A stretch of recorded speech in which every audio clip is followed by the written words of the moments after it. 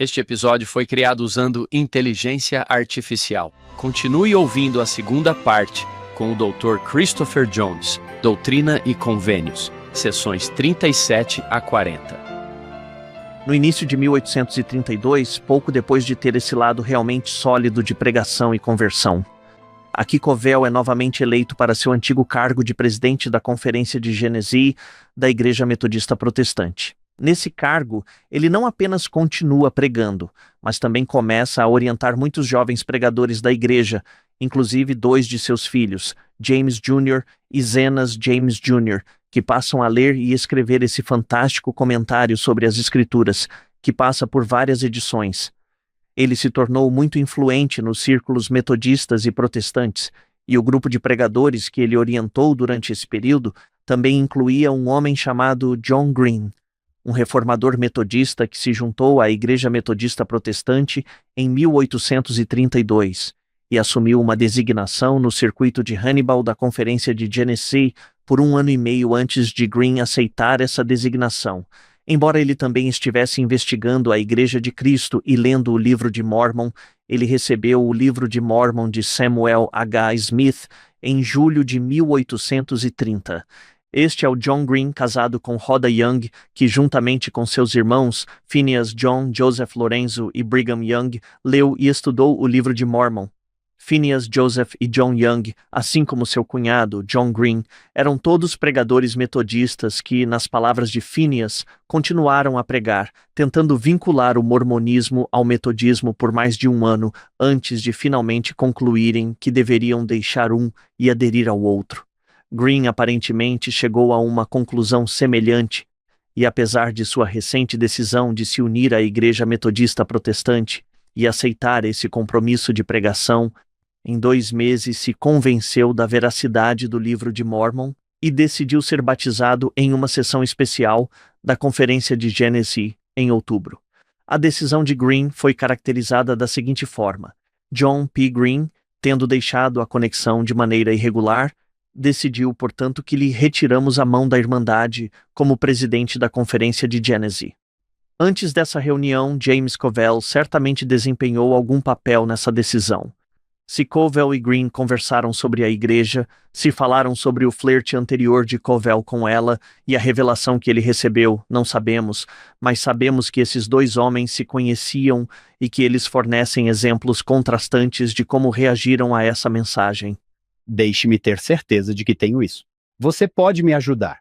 James Covell, de quem falamos aqui, entrou e saiu da igreja rapidamente em janeiro de 1831. E John Green decidiu deixar o metodismo no início de 1832, mas eles se conheciam. Sim. Uau! Você não gostaria de saber se eles conversaram sobre isso? Uau! Sim. Sim, eu não esperava por isso, John. Sim, isso é ótimo. Qual foi a declaração do presidente Hinckley? Traga tudo de bom que você tem e deixe-nos ver se podemos acrescentar algo a isso. Agora gostaríamos que James trouxesse tudo de bom que ele tem, mas é bom. Gosto dessa frase. Resta-me fazer com ele o que me parecer bem. E ele fez o bem. Se ele convida a crer em Cristo e a servi-lo, isso é bom.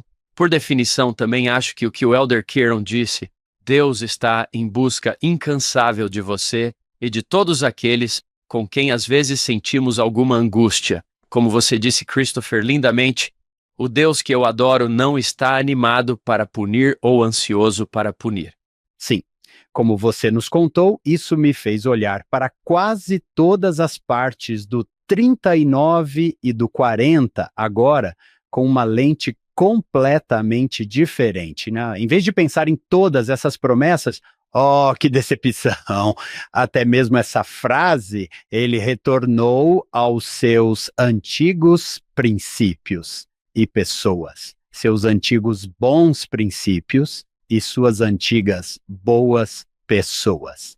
Exatamente. Tenho que confessar que, quando eu era um jovem professor de seminário, usava James Covell como uma espécie de grande figura que poderia ter sido porque ele surgiu e desapareceu tão rapidamente na história da igreja. Não fazíamos ideia de quem ele era. E você está certo, John. Se não conhecermos a história de alguém, é fácil rotulá-la. É fácil dizer, bem, veja só, é uma pena que o apóstata tenha ido embora. Eles se foram. Tenho certeza de que eles estão infelizes agora. Eu gostaria que Christopher revisasse essa lista novamente. Uma de suas primeiras questões foi o batismo por imersão. Batismo por imersão. Novamente, essa é uma espécie de leitura conjectural, essa é uma leitura contextual. Não temos uma carta de John Covell dizendo: rejeitei a mensagem porque me disseram para me levantar e ser batizado. Mas tudo o que estou perguntando aqui é conjecturalmente, contextualmente, o que faz. Sabendo que ele é um metodista, um batista, em 1831, não teria nenhum problema com o mandamento de se levantar e ser batizado. Ser batizado por imersão. Certo. Os batistas são defensores disso, mas saber que ele é metodista em vez de batista acrescenta essa percepção adicional. Isso acontece. Essa é uma área que pode não ter lhe agradado muito. Certo. Outra é a questão de ter sido chamado para uma missão longe de casa em sua idade específica. Mas também o indivíduo que fez esse chamado ser Joseph Smith, que mais uma vez é essa pessoa jovem e sem instrução que não tem toda a experiência de Covell e vem de uma igreja que foi formada em parte com base em ter ministros, pregadores e missionários com mais poder de decisão sobre onde servir. Para onde eles foram? Essa tirania eclesiástica, não acho que foi o que coloquei nas anotações. Sim, essa foi a frase que eles usaram. Eles condenaram a tirania eclesiástica da Igreja Episcopal Metodista e formaram a Sociedade Metodista e depois a Igreja Protestante Metodista. Sim. Você está dizendo que naquela época ele já tinha aproximadamente 62 anos de idade. Ele já estava pregando por grande parte de sua vida. Sim, 40 anos. Também não sei qual era a taxa média de mortalidade naquela época. Ele viveu uma longa vida até o final dos 70 anos. É uma vida bastante longa para o início do século XIX. Ele provavelmente está olhando para aquele chamado para Ohio em 1831 e pensando: não sei quanto tempo mais tenho aqui e vocês querem que eu vá passar esse tempo em Ohio em algum lugar. Nunca estive longe da família, longe de meus filhos que acabaram de entrar para o ministério. Esse é realmente um mundo diferente daquele a que ele está acostumado. Ele esteve lá por quanto tempo? 1 ou 2 dias? Aparentemente, ele estava na conferência. Portanto, às vezes olhamos para pessoas assim e pensamos: bem, elas rejeitaram a verdade. Ele não tinha muita experiência com ela. Sim, Ele estava interessado. sim, Pensei e recebi uma bênção grande. e depois ter algum tipo de convicção. É verdade, certo.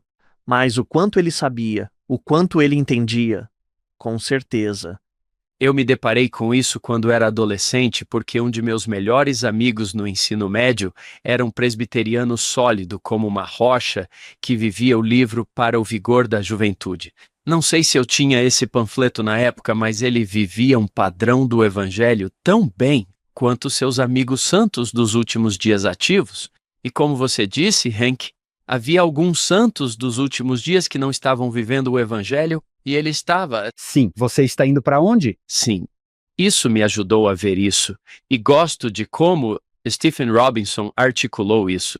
Não se trata de quem tem seus registros, mas de quem tem seu coração, a quem você está tentando servir, onde está a sua lealdade. Já falamos sobre o podcast Voltar Atrás. Sempre há esperança, e espero que as pessoas também se sintam assim. Deus vai se preocupar com as pessoas. Certo. Tem um amigo que estava preocupado com sua filha. Ele me disse que ficou impressionado com uma história do livro de Mórmon sobre os 4 filhos de Mosias. O anjo veio e o que o anjo disse em Mosias 27 não foi: vocês devem voltar para a igreja. O que o anjo disse foi: seu pai orou com muita fé a seu respeito, não para que vocês voltassem à igreja, mas ouçam esta frase: para que vocês sejam levados a um conhecimento da verdade. E ele ficou impressionado com isso quando leu que alguns encontrarão a verdade e outros podem seguir um caminho diferente, mas a encontrarão e o Senhor os ajudará a encontrá-la. E eu gostei dessa ênfase. Talvez deixemos que o Senhor os guie para que encontrem a verdade. Sim, não sou psicólogo, mas vocês dois, vamos fingir. Por que somos tão severos? Às vezes falamos tão duramente daqueles que, de acordo com a seção 40, quebraram minha aliança. Satanás o tentou. Os cuidados do mundo o levaram a rejeitar a palavra, seja ela qual for. E aqui, essa pessoa, ou essa família, ou esse casal, deixam a igreja. Acho que lições como essa podem nos ajudar a acalmar nosso coração. Talvez, por medo, falemos de forma dura, porque temos medo, e talvez tenhamos medo de que nossos filhos façam isso. Bem, eles nunca mais serão felizes. Basta observar. E o que acontece se eles forem, e se eles se transformarem em James Covell e fizeram todo esse bem? Podemos nos conformar com isso? Christopher, agora que você passou por essa experiência, como você vê isso? Talvez eu possa compartilhar um pouco da minha própria história aqui. Quando fiz toda essa pesquisa pela primeira vez, novamente, entre 2009 e 2012, meu interesse era puramente acadêmico, puramente histórico. Eu simplesmente queria saber quem era essa pessoa. Eu queria pensar sobre o que seu passado nos dizia historicamente, e não pensava muito sobre as consequências espirituais disso. Mas o que aconteceu foi que, ao longo da década seguinte, à medida que eu via mais e mais episódios de podcasts, lições da igreja que falavam sobre essas revelações e sobre James Covell, eu sempre me sentia gratificado ao ouvir algumas das pesquisas que eu fiz sendo trazidas à tona e para garantir que as pessoas soubessem quem era ele. Todos eles ainda pareciam terminar com uma nota negativa muito triste, o que me fez começar a pensar. Bem, em primeiro lugar, fiquei na defensiva. Pensei, isso não é justo com James Covell, certo? Isso não é justo com o homem cuja vida eu pesquisei, e foi então que, ao reler a seção 4, aquela frase final finalmente se destacou para mim e pensei, espere, sabemos o que o Senhor fez com ele. Ele continuou a trabalhar com ele, e ele fez todas essas coisas incríveis até o fim de sua vida. Portanto, essa conclusão dessas revelações não me ocorreu inicialmente quando eu estava imerso em sua história. Certo. Mais uma vez abordei esse assunto quase como uma questão puramente intelectual, e foi só quando voltei e li esses versículos cuidadosamente que essa frase final se destacou para mim e pensei sobre o que ela significava e o que poderia significar à luz do que eu sabia sobre a vida de James Covell. Acho que se não forçar muito essa analogia com isso foi o Senhor continuamente me procurando, ajudando-me a entender algo, e devo dizer que essa foi uma mensagem muito reconfortante para mim. Como alguém que regularmente sucumbe aos cuidados do mundo, como alguém que regularmente não faz tudo o que deveria fazer como professor de doutrina do Evangelho, ou conselheiro do quórum de diáconos, ou marido, ou pai, ou professor, ou santo, que regularmente, semanalmente, diariamente comete erros, é realmente muito, muito reconfortante saber que a mão de Deus ainda está lá, que sua graça ainda está sendo estendida e que Ele ainda pode fazer muito bem por meu intermédio. Mesmo depois de eu ter cometido um erro, essa é uma mensagem muito, muito significativa para mim como crente, para mim como santo dos últimos dias, para mim como pecador. Ocasionalmente, ouço um pai e digo, ei, como vai fulano? Não o vejo há anos. Certo. Como está seu filho ou filha? E eles dizem, bem, eles não vão mais à igreja. Às vezes você fica um pouco emocionado, pois eles não se importam mais com a igreja. E eu digo, você sabe, isso é difícil. E eles dizem, sim, você espera. E eu sempre faço a mesma pergunta. Ou seja, será que eles são uma boa pessoa? Quase 100% das vezes eu diria que sim, que é um bom vizinho. Eles servem, amam, sua família está fazendo isso. Com o passar dos anos, cheguei a um ponto em que posso dizer, acho que, por causa do Senhor, eu acredito que, eles estão bem, eles estão bem. Não sei, John, talvez estejamos nervosos demais para permitir que eles fiquem bem e que o Senhor faça o que é bom. o que lhe parece ser bom. Não acredito que eu costumava ler isso em um tom tão ameaçador.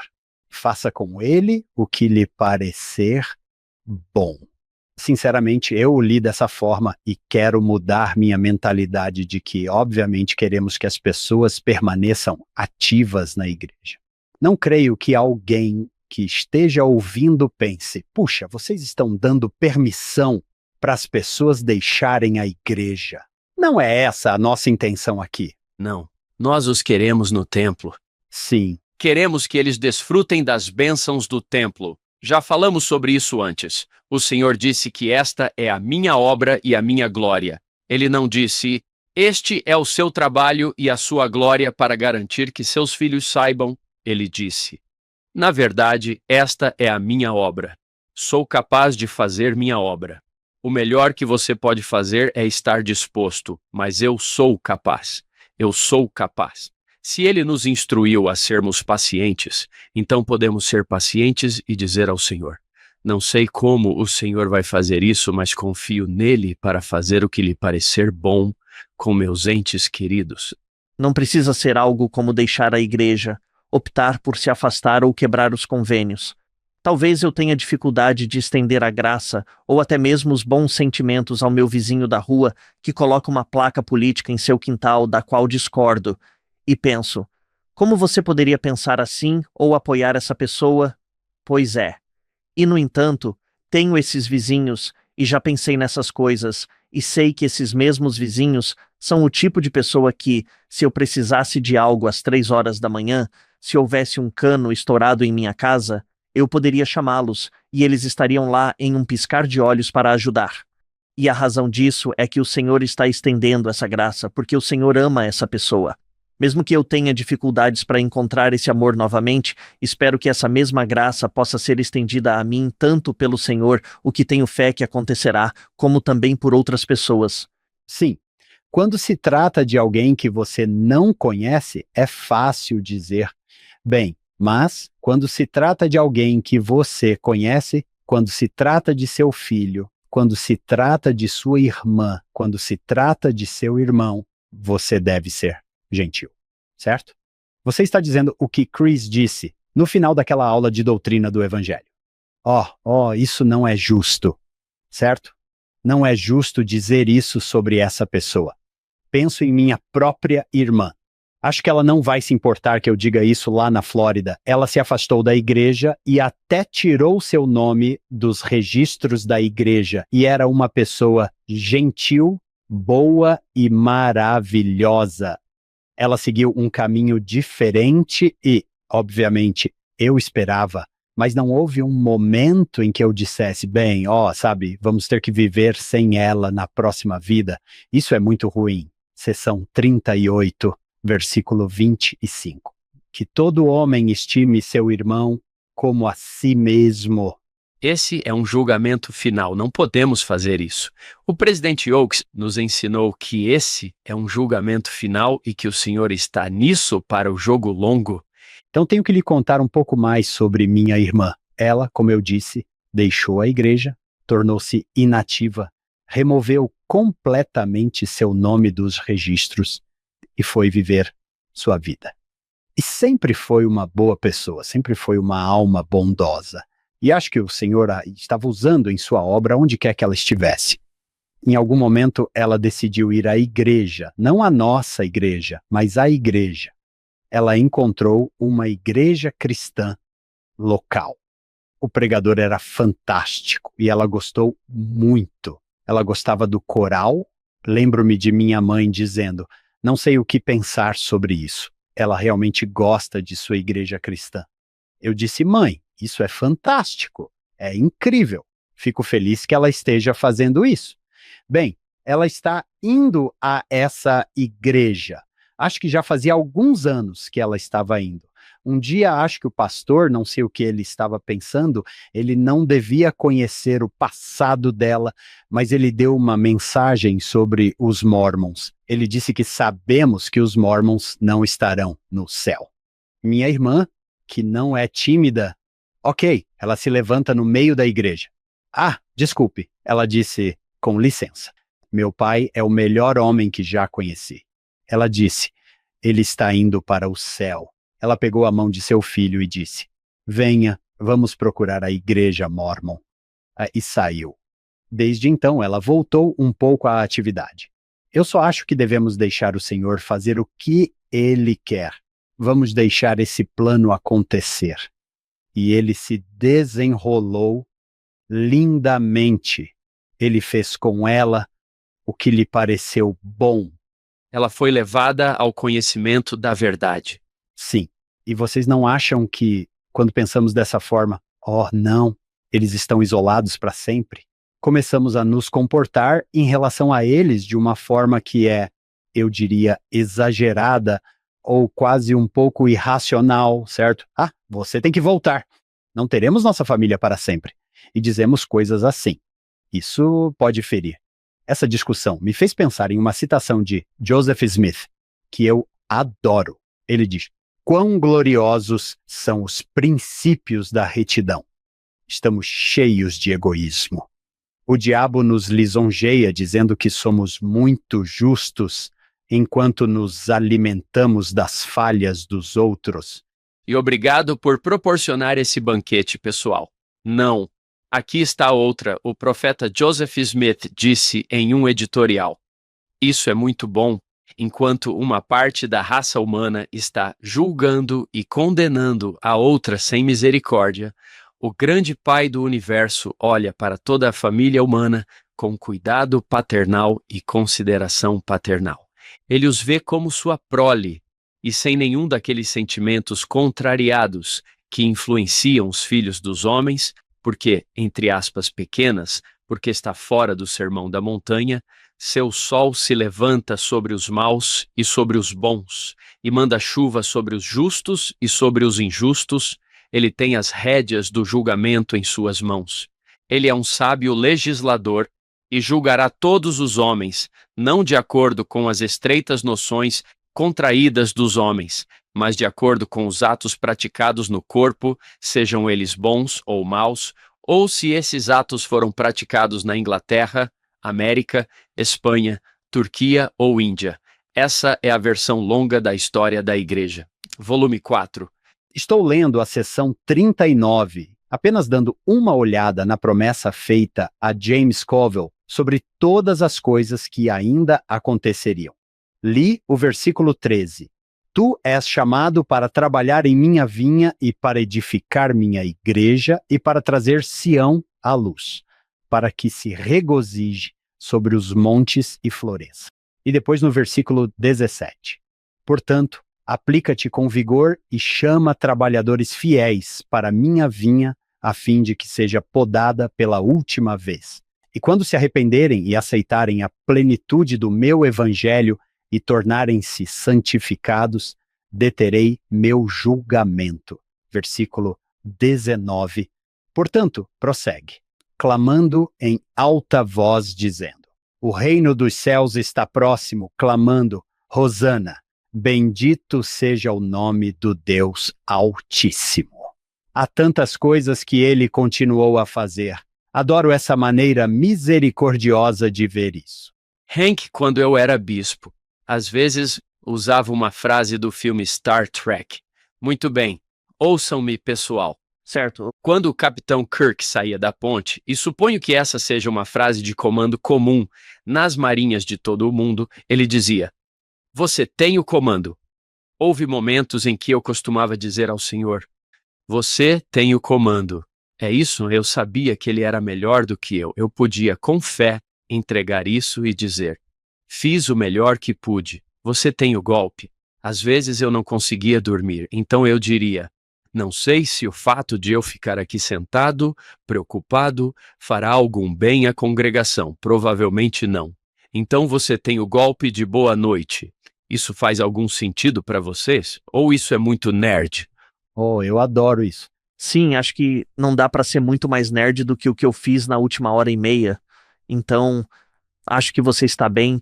Talvez eu possa mencionar um ponto, uma coisa que Essa conversa me fez pensar no início. Eu disse que esperava que uma leitura atenta desses versículos com uma compreensão da história e da biografia desta pessoa, nessa época específica, nos levasse a reler e pensar novamente sobre esses versículos específicos, sobre essas revelações específicas. Espero que isso tenha sido compreendido, mas quero ressaltar novamente que o que realmente torna possível essa leitura da última frase da seção 40 é conhecer James Covell. Dou uma aula, História 205. Introdução à História da Família e Genealogia. E o maior desafio que enfrento inicialmente é fazer com que os alunos pensem na história da família como algo mais do que nomes e datas. Eles querem encontrar os nomes, querem encontrar as datas e querem levar o cartão que imprimiram para o templo. Bem, metas boas e dignas, certo? Mas o que sempre procuro fazer com que eles entendam é que o mandamento de voltar o coração para nossos pais, voltar o coração para nossos antepassados, deve significar algo mais do que simplesmente anotar nomes e datas e inseri-los na pesquisa de família. Isso tem de incluir algo mais do que simplesmente levar esses nomes ao templo. Por mais importante que esse trabalho seja, o que eu digo a eles é que o que eu realmente acho é que voltar o coração para seus antepassados significa realmente conhecê-los e conhecê-los como indivíduos tridimensionais plenamente formados que viveram, lutaram, choraram, riram, se alegraram e, por fim, morreram. E se não fizermos isso, então não teremos voltado totalmente nosso coração para eles. Há uma ótima citação do presidente Joseph Fielding Smith na década de 1960, e vocês podem imaginar como era a tecnologia dos computadores na década de 1960. Ele escreve para um presidente e destaca e diz: não importa se os computadores podem fazer todo o trabalho de história da família para você, ainda é responsabilidade de cada santo dos últimos dias voltar o coração para esses antepassados e conhecê-los. James Covell não é meu antepassado, mas conhecê-lo como pessoa, saber quem ele era, qual era sua formação, por que se interessou pela igreja, por que decidiu sair e o que fez depois, reformulou totalmente a maneira como lemos esses versículos.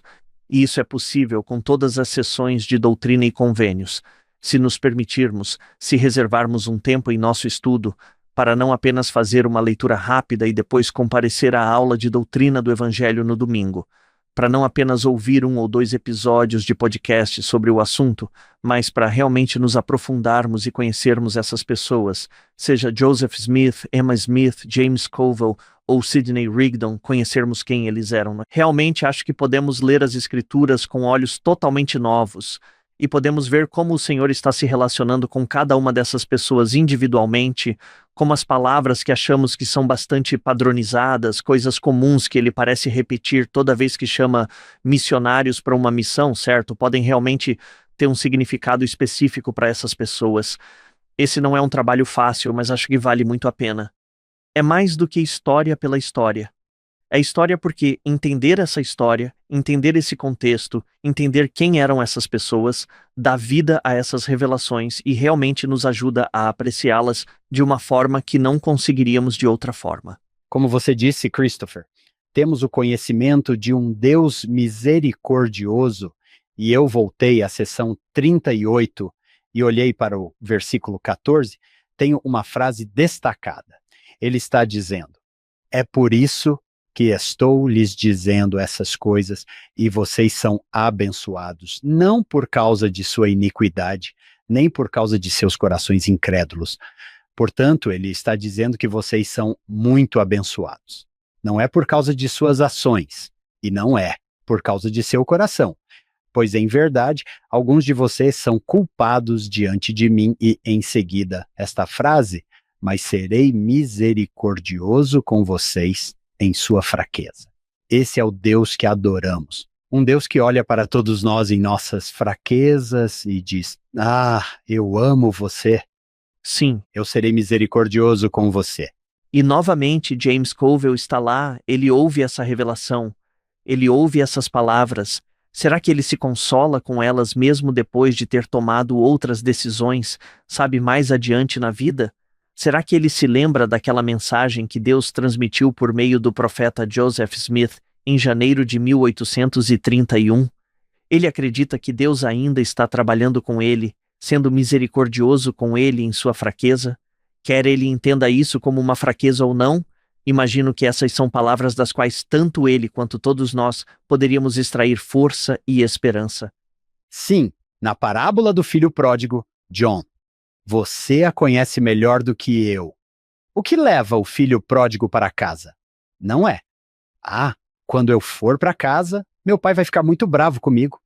Ou, ah, eu preciso ir para casa porque meu pai vai ficar orgulhoso de mim. É que meu pai é tão bom, mesmo com apenas funcionários. Sim, é Lei implorando a Lamã e Lemuel com todo o sentimento de um pai carinhoso. Esse caminho para casa estava sempre aberto e disponível. Ele sabia que seria bem-vindo. Sei como meu pai é bom e voltarei para casa. Não vou querer ser um filho, serei um empregado. Sim, serei um diarista. Mas ele é muito bom. Não sei, talvez isso seja um pouco exagerado. Mas quase posso ouvir James Covell do outro lado dizendo a Christopher Jones: por favor, conte minha história. Quero que essa história seja contada. Vou compartilhar com vocês uma história nesse sentido. Nas semanas, meses e anos desde que o artigo foi publicado em 2012, recebi dezenas e dezenas de e-mails de pessoas agradecendo-me pelo artigo, agradecendo-me pela pesquisa, alguns de líderes de alto escalão da igreja. 2 chegaram, um de um líder de alto escalão da igreja e outro 5 minutos depois de um dissidente público muito conhecido da igreja, e ambos escreveram e eu os recebi com 5 minutos de diferença um do outro, e pensei: ah, isso é interessante. Uma das mais significativas chegou em minha caixa de entrada alguns anos depois de ter sido publicada, e era de uma das descendentes de James Covell. Ela disse que estava fazendo uma pesquisa sobre a história da família dele, uma pesquisa genealógica sobre ele, e se deparou com meu artigo que revelou todo esse aspecto da vida dele sobre o qual ela e sua família não sabiam nada. E foi uma conexão muito, muito significativa poder saber que parte dessa pesquisa que eu havia feito tinha chegado, sabe, à porta virtual de seus descendentes, e que eles passaram a conhecer um pouco melhor seus antepassados por meio dessa pesquisa. Portanto, nunca sabemos quem vamos tocar com o que compartilhamos e o que fazemos, mas tudo isso faz parte, creio eu, do fato de Deus estar continuamente estendendo a mão e trabalhando por nosso intermédio para trazer todo o bem que puder. Sim, que maravilha! Christopher, se você não se importa, vamos fazer uma última pergunta antes de deixá-lo ir. De vez em quando, ouvimos a narrativa de que, se você estudar história da igreja, provavelmente perderá a fé. No entanto, aqui está o senhor, que é um historiador profissional treinado. Imagino que você saiba bastante sobre a história da igreja, mas sinto que é um crente aqui. Essa narrativa meio que cai por terra. Na sua situação, o que você viu na história da igreja que o deixou impressionado? Essa é uma pergunta muito boa. Quero dizer logo de início que acho que há questões muito reais e muito difíceis no passado da igreja, e sou totalmente solidário com aqueles que se deparam com essas informações e lutam com o que aprendem, que elas atingem o cerne de suas crenças sobre a igreja, sua história inspirada, a natureza dos profetas e da profecia, e assim por diante. Eu simpatizo com isso. Eu mesmo tenho lutado com essas questões ao longo dos anos, e não quero que ninguém pense que é ruim ter essas perguntas ou fazê-las ou mesmo lutar com elas. Acho que, de uma perspectiva histórica, e aqui estou colocando meu chapéu de historiador, a história da Igreja de Jesus Cristo dos Santos dos últimos dias, a história desse movimento em termos das pessoas que ele envolve, é provavelmente melhor abordada como uma história de pessoas que fazem o melhor que podem para implementar o que Deus as instruiu a fazer. Está bem? E não estou querendo tirar Deus da equação quando digo isso, mas há um respeito pelo arbítrio humano. Ao longo do caminho, há tropeços, quedas e erros. Há também muitas coisas maravilhosas, verdadeiramente fantásticas, para aqueles que estão atualmente em meio a dificuldades. Imploro que encontrem uma comunidade de pessoas solidárias, bondosas e generosas, não apenas com vocês em suas dificuldades, mas que também sejam solidárias e bondosas com aqueles que estão enfrentando dificuldades à medida que aprendem mais sobre eles. Para Joseph Smith, ou Brigham Young, ou Emma Smith, ou qualquer que seja a pessoa ou o evento, há historiadores como eu por aí que adorariam ajudar, se possível. Quando passei por meus próprios períodos de luta e crise no início da vida, quando me deparei com algumas dessas informações pela primeira vez, alguns desses aspectos mais difíceis da história da igreja, tive uma comunidade de amigos que me ajudaram a superar isso, uma comunidade na qual eu podia fazer perguntas difíceis a pessoas em quem confiava. Alguns deles eram professores da Universidade Brigham Young, outros eram colegas de pós-graduação, santos dos últimos dias estudando esse passado, e eu podia confiar em ambos, porque eles sabiam espiritualmente o que eu estava passando, mas também intelectualmente com o que eu estava lutando. E esse senso de comunidade foi o que me salvou em mais de uma ocasião, pois Deus colocou essas pessoas em minha vida para me ajudar, e eu tentei fazer o mesmo por outras pessoas. Essa não é a pergunta que você fez, essa não é uma resposta à pergunta que você fez. Você perguntou a Hank, o que encontrei na história da igreja que tenha sido inspirador, assegurador ou confirmador de meu testemunho? Eu leio a história da igreja, eu a estudo como uma história de Deus intervindo na história humana e os seres humanos fazendo o melhor que podem para entender o que Deus está lhes dizendo. Essa é a minha tentativa de estender a graça a figuras históricas que estão fazendo o melhor que podem para implementar os mandamentos de Deus. Quando você pensa dessa forma, eu vejo a história da igreja. Eu a celebro não porque ela apague, descarte ou desculpe os aspectos mais difíceis da história da igreja, sejam eles quais forem para os indivíduos, mas porque ela me confirma, me mostra, me dá exemplos de Deus, trabalhando continuamente com as pessoas. E é sobre isso que passamos muito tempo falando aqui hoje. Deus não desiste das pessoas. Não é fácil porque há muitas pessoas na história que fizeram coisas realmente desprezíveis. Não pretendo desculpar suas ações. Não acho que preciso fingir que essa pessoa não escravizou aquela ou que aquela não cometeu um crime violento contra aquela.